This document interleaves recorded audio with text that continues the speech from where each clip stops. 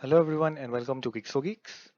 The problem which we are going to see today is to find the lost element from a duplicated array. So in this problem, we will be given two arrays which are duplicates of each other except one element, and that one element from one of the arrays missing. So we need to find that missing element. So we will be having two arrays as input, and both of them will be duplicates of each other, but one of the element will be missing from one of the arrays, and we have to basically find just that one element. So let's look at the examples to understand the problem better. So in the first example, we are given these two arrays, 1 4 5 7 9, and the second array has 4 5 7 9. So clearly the element 1 is missing from the second array, so the output is 1 because 1 is missing from the second array. Now in the second example here, we have the array 1 as 2 3 4 5 and the array 2 as 2 3 4 5 6. Now 6 is missing from the first array, so our output should be 6. So the missing element could be in any of the array. It could be in array 1 or array 2. So we need to take care of that also while implementing the solution. So as we have understood the problem now, so let's look at the solutions. So the first solution will be a simple solution, which will actually be a brute force solution. So it will basically involve iterating over the arrays and check element by element and flag the missing element when you find a unmatch. So you keep on checking elements at index 0, then 1, then 2, then 3, and whenever you find a mismatch, then at that time you just return that value. So this solution definitely works, but it takes the time complexity of order of n, that is linear time. So we will be looking at the better methods now. So the method 2 will be an efficient solution as compared to the first solution, and we will achieve the efficiency by using the binary search approach. So in this method, the first step will be to start the binary search from the bigger array and calculate the value of mid as low plus high by 2. So once that is done, this first step is done, then if the value in both the arrays is same, so we are comparing the value at the index mid in both the arrays. So if that is the same, then the missing element must be on the right part of the array. So that is why we set the value low as mid. Now why are we doing this? So the value at the index mid in both the arrays is same. So that means that the array from the index low to the mid is same, which implies that the missing element has to be on the right side of the arrays. So that is why we are initializing the value low as mid, so that in the next iteration, the array which is considered is from the mid to high. That is the right side of the array. Okay, so if this is the case, then we do this. Otherwise, we set the value uh, high as mid, because then we will be processing the first half of the array. So that is why we marked high as mid. So it will be processing from the index low to mid in the next iteration. Now there is a special case which we need to consider, and that case is where we have just a single element in the bigger array and therefore zero elements in the smaller array. So in that case, we have to print out that single element itself, because that will be the missing element and the solution of our problem. Also, we check that if the first element itself is not equal to, if not equal, then we just basically print that element as the missing element. Okay, so now let's look at the code. So here we first of all have the driver function. So in this driver function, we have the two input arrays.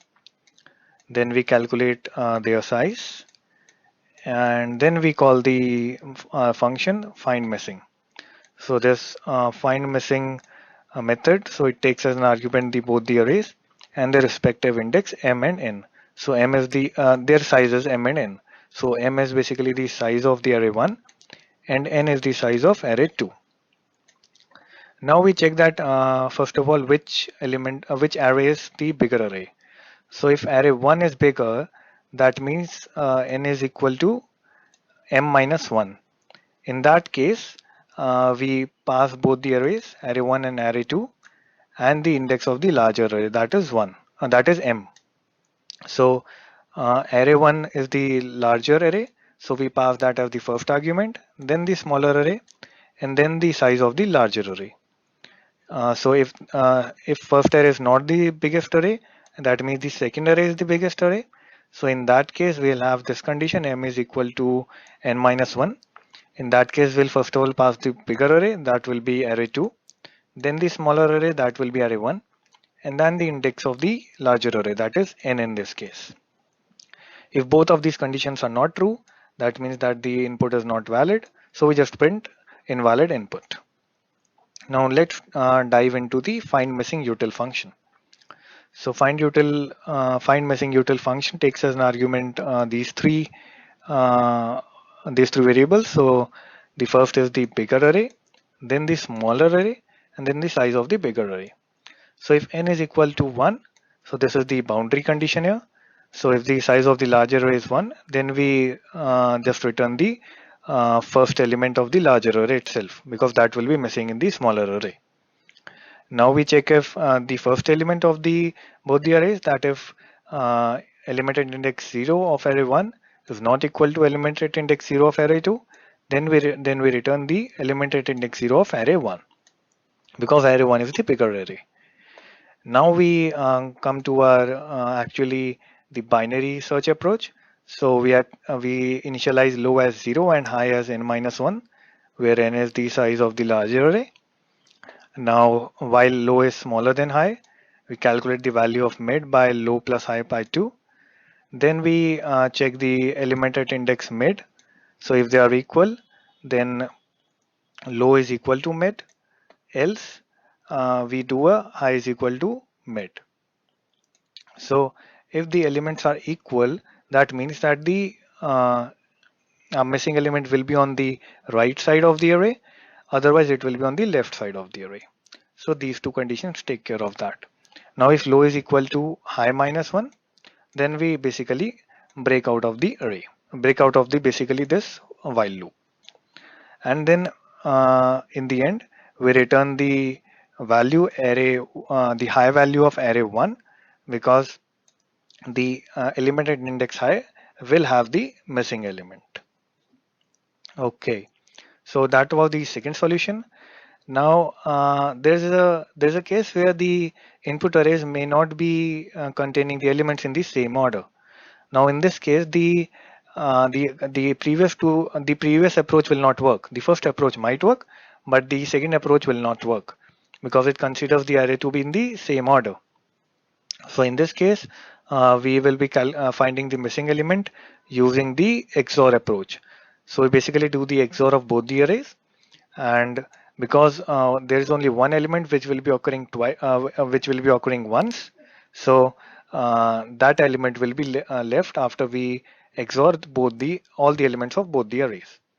So here we are in the code, we are just checking that if the inputs are valid.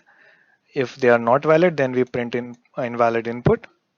Otherwise, we run two loops. We initialize the variable res equal to 0. Then we do a XOR of all the elements here. Then at the end of these two loops, whatever value will be left in the variable res will be the missing element. So in total, we discussed three methods. So the first method was a simple solution, that is the brute force algorithm. We did the job in order of n time complexity. Then we discussed the binary search approach, where the job was done in order of log n. And then we discussed the XOR solution, where the job is done in order of n, but it also does the job when the numbers are not in the same order in both the arrays. So that is all for this tutorial. You can visit this link to find out all the stuff which we discussed in this tutorial and to also run the code in the IDE itself. Thank you very much.